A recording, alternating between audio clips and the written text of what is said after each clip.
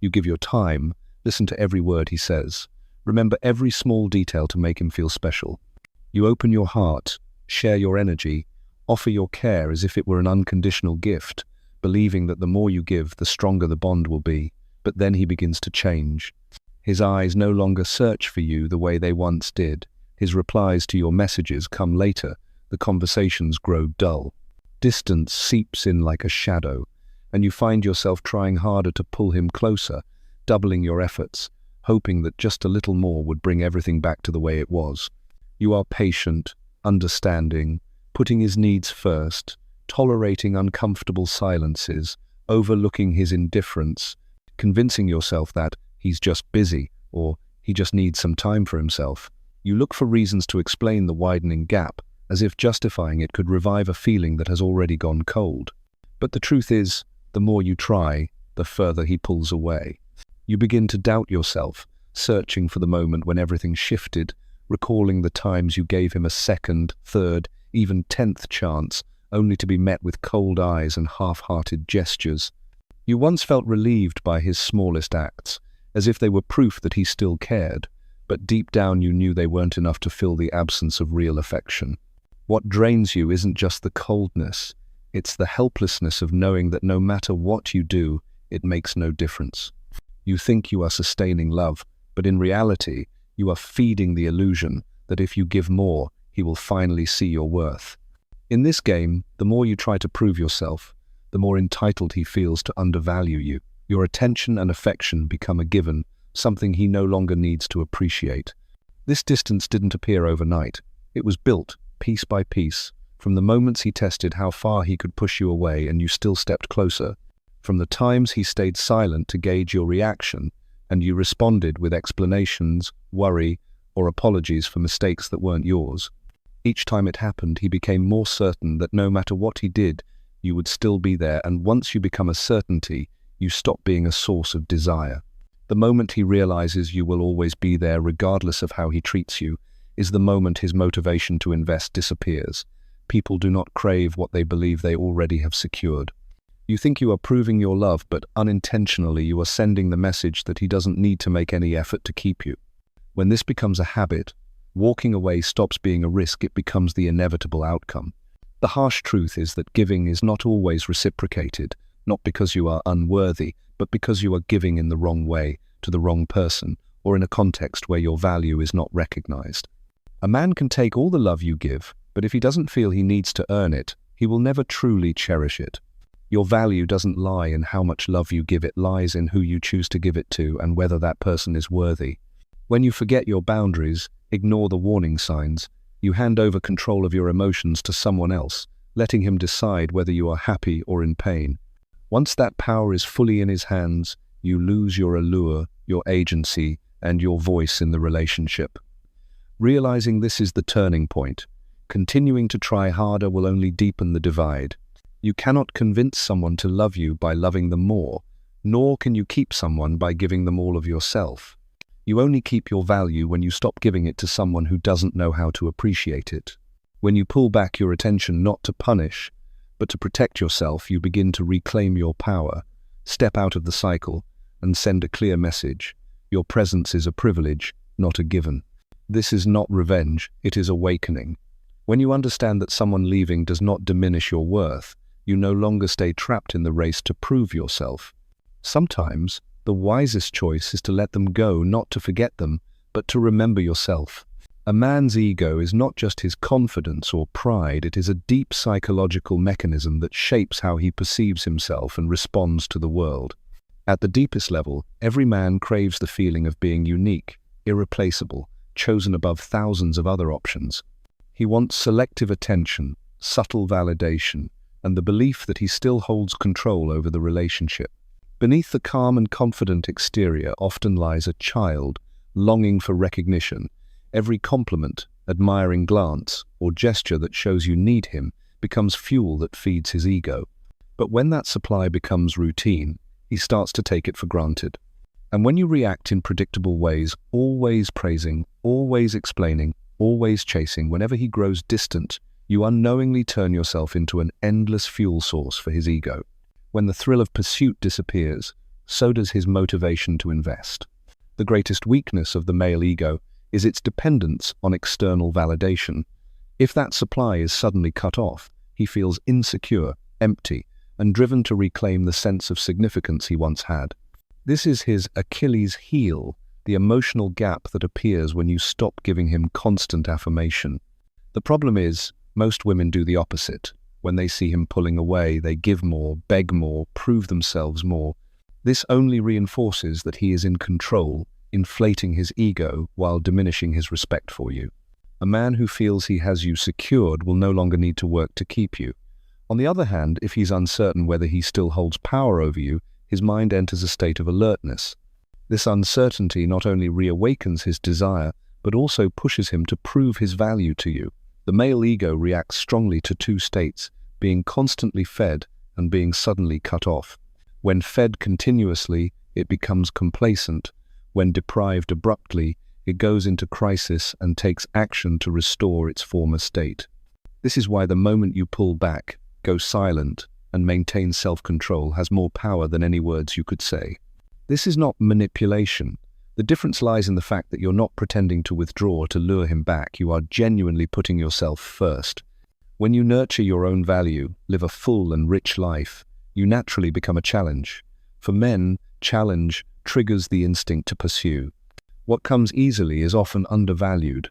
What is harder to attain becomes the goal he wants to chase. When his ego feels uncertain, he pays closer attention, focuses more, and invests more to reassure himself that he is still winning in this emotional game. The key is to stop feeding his ego unconditionally. Don't give compliments just to please him. Don't respond immediately every time he tries to test your attention, and don't let your emotions be controlled by his behavior. When you do this, the balance of power begins to shift. He is no longer the one setting the rhythm. He becomes the one asking himself, am I still important to her?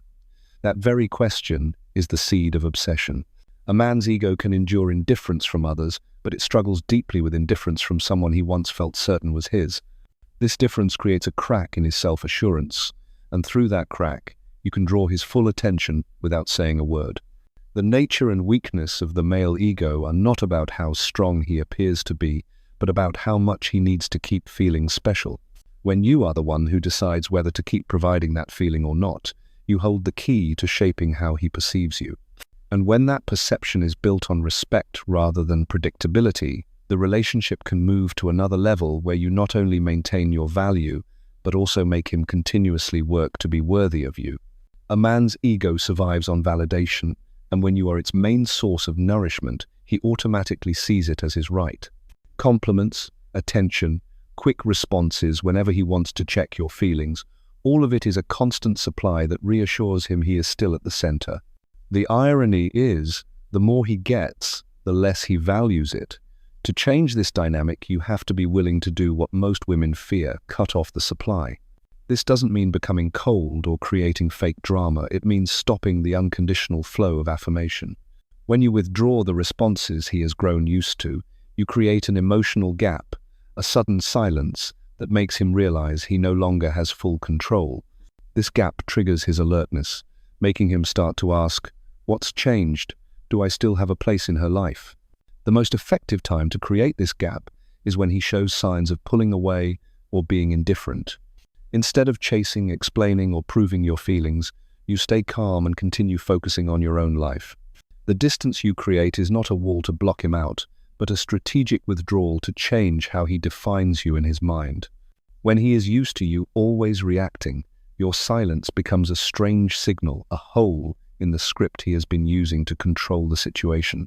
The male ego cannot tolerate the uncertainty of losing its source of supply. That silence feels like an unquenched thirst, pushing his mind to constantly find ways to fill it. He starts reminiscing about you, trying old tactics to get a reaction, even creating situations just to make you respond. Every one of those attempts comes from one reality: the gap you created has made him feel insecure, and insecurity is fertile ground for obsession to take root. But for this gap to be effective, you must hold your ground. Many people start to withdraw but quickly break the strategy when he shows a little attention, and the result is that all the positive impact disappears. The emotional gap only has power when you maintain it long enough for him to truly feel the loss. That's when his mind can no longer cling to the old certainty and is forced to work to regain the special status he once felt. The gap doesn't just change how he sees you, it changes you. It forces you to step out of the role of responder and into the role of chooser. When you stop reacting instinctively just to keep the connection, you begin to see your value clearly and evaluate the relationship from a different perspective. You realize you may have been giving too much just to hold on to something that was never certain to be yours. The key is that the emotional gap is not passive time. It's the phase where you reinvest in yourself, caring for your appearance, expanding your social circle, focusing on your career, pursuing your passions. When you become vibrant and full of life during this very gap, the message you send is clear. You don't just live well without him, you can thrive even more. That's a direct blow to an ego that's used to thinking you need him to be happy. Not all men react the same way, but the common mechanism is that when they lose control over their supply, they try to reclaim it. Sometimes through genuine care, other times simply to regain their position and satisfy their ego. Your task is to stay clear-headed enough to tell the difference between real desire and the instinct to reclaim power. Without this clarity, you'll fall back into the old cycle, opening the door too soon, giving the supply back, and ending up in the weaker position again. Cutting off the supply is not just a power play, it's a necessary step to break the cycle that drains your value. The emotional gap you create is not just for him to feel the loss, it's for you to feel your own independence, to see that you still exist and shine without relying on him. This is a foundational shift, from letting the relationship define your worth to letting your worth define the relationship. When this gap is activated the right way, you won't need to issue any warnings or ultimatums. Your silence, your self-possessed presence, and your expanding life will be the strongest message of all. In that moment, he will understand that the supply that once kept his ego comfortable no longer belongs to him, and if he wants it back, he'll have to do far more than throw you scraps of attention. Lasting attraction doesn't come from giving everything, it comes from how you control the dosage and timing of what you give. For men, the three elements that have the strongest impact on their psychology and ego are emotional scarcity, selective silence, and strategic withdrawal. When you know how to use all three at the same time, you not only break predictability but also keep him in a constant state of alert, never fully certain that he has you secured. Emotional scarcity doesn't mean being cold or indifferent, it means offering care, compliments, and your presence selectively at the right moments. People value what is rare and feel something is more precious when they have to work to get it. If he is used to receiving your attention consistently as a habit, he will see it as the default. But when you reduce the frequency and only respond when it truly feels right, the moments you give become far more striking and memorable. At that point, he no longer sees your attention as a given, but as a reward worth holding on to. Selective silence is an art. You don't always have to respond, explain, or react to every signal he sends. Men, especially those accustomed to controlling situations, often use their silence to create pressure. When you react immediately, you confirm that his tactic works. In contrast, when you remain calmly silent, without showing anxiety or confusion, you reverse the power. Your silence becomes an unpredictable unknown, making it impossible for him to gauge where he stands in your emotions. And that lack of information triggers both his imagination and his fear of loss.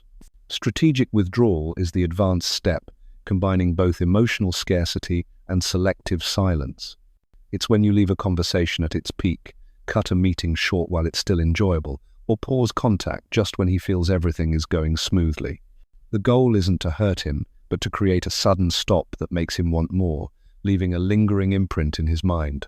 This is how you let him experience a sense of lack right in the middle of enjoyment, prompting him to actively seek out another chance to connect. When these three weapons are combined, you create a magnetic emotional cycle. He gets just enough to keep hope alive, then falls into a gap that heightens his desire.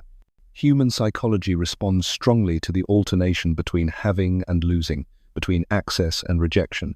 This is why many relationships become obsessive, not because the feelings are too deep, but because the emotions are led through unpredictable highs and lows. The key is that these tactics must come from a foundation of self-possession, not empty power games. If you use emotional scarcity just to retaliate, silence as a punishment, or withdrawal as avoidance, you'll create cold distance rather than attraction. These three weapons only work when they reflect a reality. You have a full, rich life with many priorities beyond him, and you only offer your presence to someone truly worthy. The finesse lies in the rhythm. Emotional scarcity doesn't mean disappearing completely, but showing up just enough for him to remember and anticipate you. Selective silence doesn't mean refusing communication, but knowing when words aren't necessary and when silence speaks louder. Strategic withdrawal isn't abandonment, but the skillful creation of space for desire to grow. When you control this rhythm, you become the one leading the emotional pace instead of chasing to keep up. Men can resist begging, ignore promises, but they find it hard to ignore the lack of emotion from someone they once received a lot from. Scarcity makes every moment you give feel like an event. Selective silence forces them to actively search for answers. Strategic withdrawal leaves an aftertaste that keeps them thinking about you. This is not a temporary trick, it's a repositioning of yourself from being the responder to being the one pursued. When you use these three weapons skillfully, you not only create attraction but also maintain respect. Because true allure doesn't come from trying to be everything to him, it comes from showing him that you can pull back at any time and your life remains full and radiant without him. That is the strongest message you can send. You are not defined by his attention, but he can be haunted by your presence and by your absence. Silence is not merely the absence of words. It is an active state, a deliberate choice, and when used correctly, it is more powerful than anything you could say. In a relationship, especially when the other person is used to you always being ready to respond, your silence becomes a dangerous variable. It disrupts the script he has grown accustomed to, creating an information gap that forces his mind to fill it with questions, doubts, and assumptions. When a man is used to your constant presence, every message promptly answered, every pause filled with explanations, the moment you stop responding won't just surprise him, it will unsettle him. That unease doesn't come from deep love, but from the loss of control over a familiar source of ego nourishment. The space you create is not an empty void, but a psychologically charged environment. In that space, he gets no validation, has no idea what you're thinking, cannot guess your emotions. People always fear what they don't know, and that fear becomes a powerful catalyst for refocusing attention. He will start looking for signals, trying old tactics to make you react, even creating situations to test whether he still has a place in your life. The less response he gets, the busier his mind becomes filling the gap with assumptions, and in most cases, those assumptions exaggerate the possibility of loss. The power of silence lies in the fact that it denies the other person the chance to manipulate your emotions with small, calculated actions. When you don't react to provocation, don't explain when ignored, don't chase to seek clarity, you are sending a silent message. Your emotions are not easily manipulated. This not only forces him to rethink his approach, but also redefines your position in his mind from someone predictable to someone elusive. But silence only works when it is paired with inner calm. If you are silent on the outside but tense on the inside, you'll be tempted to break the strategy with a hasty reaction. Effective silence happens when you truly withdraw your attention back to yourself, focusing on your work, hobbies, and other relationships. In that way, the space you create not only impacts him but also helps you regain balance, see your value clearly, and understand your own needs. This space is also a test for both of you. It shows you whether he will genuinely fill it with real care or simply try to reclaim lost power. It shows him that you no longer operate by the old habit, placing him at the center and responding to his every signal. This shift forces him to either adjust or step away from the emotional arena you now control. The power of silence and space doesn't depend on how long you maintain it, but on its quality. One day of silence filled with self-focused energy is far more powerful than a week of silence consumed by waiting and worry. What makes the gap sharp is when you use it as part of an overall strategy: emotional scarcity, selective silence, strategic withdrawal to stay unpredictable and keep control. And the most subtle truth is this: silence should never be used as punishment. If he senses you are punishing him, the response will be defensiveness or resistance. But if he cannot tell whether your silence is strategy or simply your natural rhythm, he will remain in a state of uncomfortable uncertainty. That state keeps his mind tethered to you, making you an unanswered question. When he starts thinking more about your absence than your presence, you've reversed the power dynamic. At that point, you don't need to do much.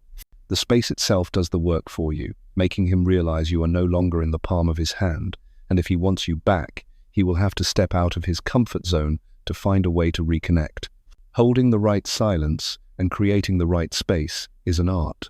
It demands confidence, emotional control, and a life rich enough that you don't feel deprived when you step away from the familiar rhythm of interaction. When you can do this, you not only make him see you differently, but you also realize for yourself. Your value has never depended on someone else filling the space. It depends on your choice to let that space serve your growth and strength. The biggest turning point in any relationship is not about making someone love you more, but in the moment you pull your focus away from them and place it back on yourself. When he is no longer the axis around which every decision, every emotion, and every plan of yours revolves, you begin to reposition yourself in a way that no one can replace. This is not about becoming selfish or emotionally detached. It is about realizing that your life cannot be reduced to the story of one man, no matter how important he may be. Becoming the center of your own world means reclaiming the right to set your priorities. You no longer let your schedule, your mood, or your future be dictated entirely by his reactions. Instead of checking your phone waiting for a message, you plan a workout, a meet-up with friends, or a personal project. Instead of asking yourself, "What does he think about me?" you ask, "What do I want to grow in my life?" This shift in questioning may seem small, but it reshapes the way you show up in the world, not as the one who waits, but as the one who creates. When you become the center of your own world, your energy changes. You stop radiating the signal of someone seeking attention or validation, and instead you project the magnetic pull of someone with a vibrant, self-contained life. This is the kind of allure that makes people curious and want to find a way in, rather than the kind that makes them feel pressured to respond.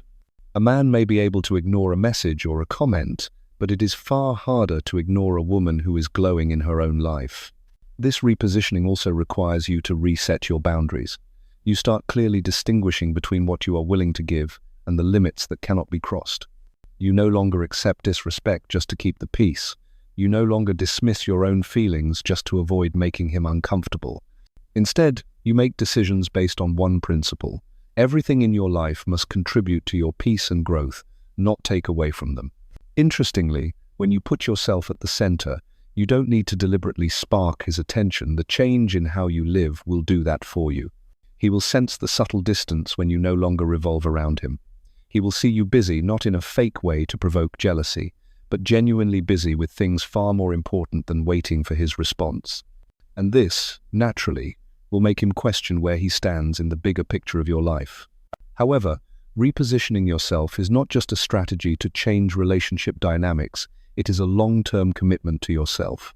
Because if you do this only to make him react, you will easily fall into the trap of slipping back into old patterns once he starts paying more attention. Truly becoming the center means that even if he responds, you continue on your own trajectory, keep prioritizing yourself, and never let his attention determine your value. Look at all the things you have postponed because of the relationship. Trips you wanted to take, courses you wanted to enroll in, skills you wanted to learn, projects you wanted to start, gatherings with friends you skipped. When you make yourself the center, these things no longer stay on hold. You start living the life you want, instead of a life adjusted to fit someone else. This not only nurtures your confidence, but also deepens your sense of fulfillment, a feeling that cannot be bought with anyone's validation. When a man senses that you are the center of your own world, he will understand that his place in your life is not a guaranteed right, but a privilege that must be maintained. And if he wants to keep that privilege, he must invest, respect, and truly show up, not just be there in a shallow way. On the other hand, if he doesn't, you will still keep moving forward, free from the trap of loss. Becoming the center of your own world is the foundation of lasting attraction. In this state, you don't need to create intense emotions to keep someone. Your allure comes from consistency, from knowing who you are, what you want, and not fearing the loss of anyone if it means keeping your integrity intact. And in this moment, you don't just make someone want to stay, you make them understand that if they are not worthy, they will be left behind. Power in a relationship doesn't belong to the one who loves more, it belongs to the one who is less predictable. When he can read you like an open book, knowing exactly how you'll react in every situation, he holds all the advantage.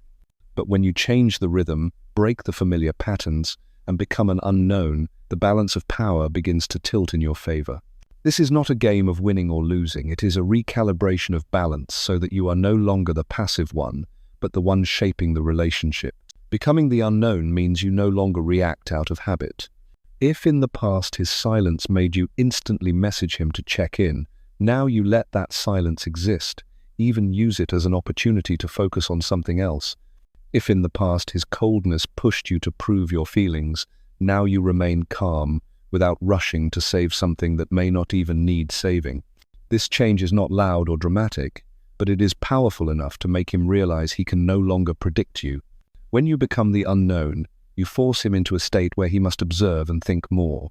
He starts noticing the smallest details, what you're busy with, who you smile at, why you no longer respond the way you used to. Every unanswered question prompts him to invest more time and energy into finding the answer. This is how you reverse the initiative. From being the one seeking clarity, you become the one making him search for it.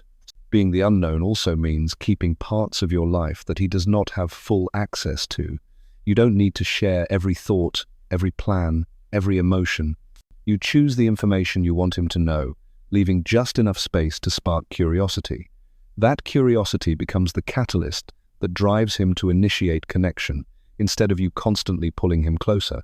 The key is that your unpredictability must come from a genuine lifestyle, not from pretense. If you only pretend to be busy, pretend not to care, he will quickly see through it and dismiss it as a cheap tactic.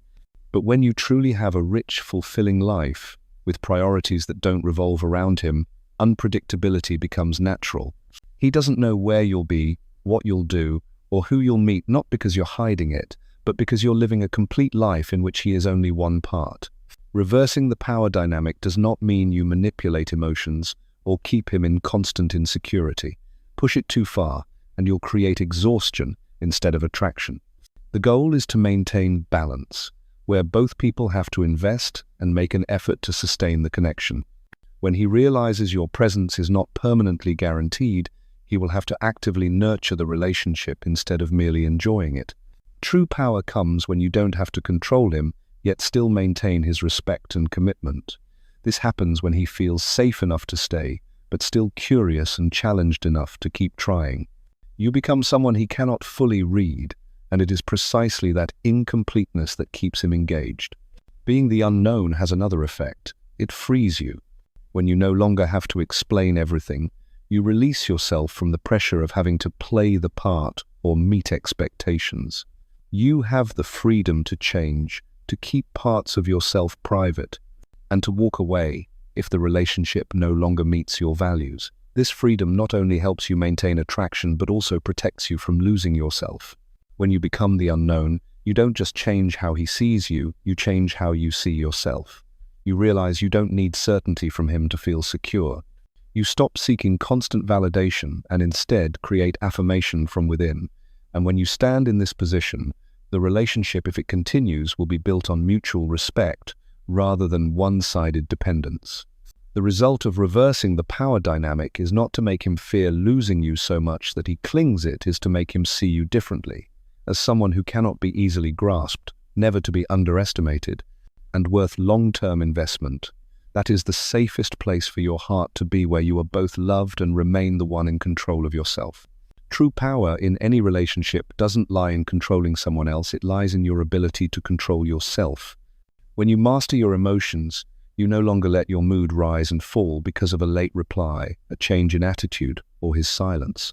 You stop living in a defensive state, no longer reacting on impulse just to maintain connection. Instead, you choose to respond or remain silent based on your principles and personal values.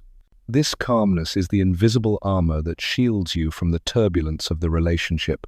Emotional self-mastery doesn't mean feeling nothing, it means feeling everything without letting those emotions dictate your actions. You can feel longing or disappointment, yet still maintain your own rhythm of life.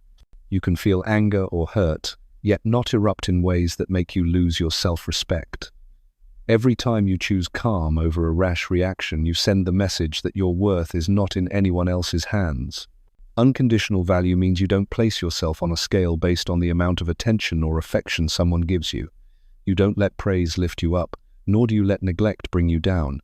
This doesn't make you cold, it builds a solid foundation that prevents anyone from using your emotions as a tool of control. When your value is defined by you, you are no longer trapped in the cycle of trying to prove you are worthy to someone else. The combination of emotional self-mastery and unconditional value creates the most enduring form of attraction. You don't need to create drama to hold attention, nor do you fear losing someone to feel safe. You can love deeply and still know when to step back. You can give without losing yourself. And when a man is faced with a woman in this state, he understands he cannot use mind games or silence to shake her. This ultimate power also gives you the freedom to choose. You stay because you want to, not because you have to. You leave because it aligns with your values, not because you're trying to provoke a reaction. This puts you in a position where every decision comes from strength, not fear. And when a man senses this, he knows that if he wants to keep you, he must bring real value, not rely on the false power his ego once enjoyed. To reach this point, you must be willing to move through the most uncomfortable stage, the stage where your instincts want to react, to explain, to argue. You must learn to let the space exist, to let silence do its work, to stand firm in the middle of emotional waves. You must be willing to face the truth that external validation is not your only source of nourishment. When you find your strength within, you will no longer fear losing what comes from outside. This power also frees you from the cycle of comparison. You stop looking at others to see if you are as good or less than them. You no longer race to prove yourself worthy of love, because you know you are already enough. This confidence isn't loud, but it radiates, and others can feel it even when you say nothing. The beauty of operating from a place of self-mastery and unconditional value is that your relationship transforms in quality. If he stays, it's because he truly respects you, not because he senses you depend on him. If he leaves, you don't collapse because you know your life remains whole. Both outcomes are victories, because you've placed yourself where your happiness is not locked in someone else's hands. Ultimate power is not making someone fear losing you, it's you not fearing losing them. This difference is the foundation of emotional freedom. When you are not bound by the fear of loss, you can love without anxiety, give without calculation, and walk away without regret. You become the one who decides your own story, and every relationship is simply one part of a larger picture, a picture for which you are the sole artist. This is the state where your presence is both a gift and a standard. You don't need to shout for someone to see your worth, because the way you live speaks for itself. And if someone can't see it, you don't need to convince them, you simply continue living in a way that makes you proud. That is the pinnacle of power. Not the power to control others, but the power to master yourself, regardless of who stays or who leaves.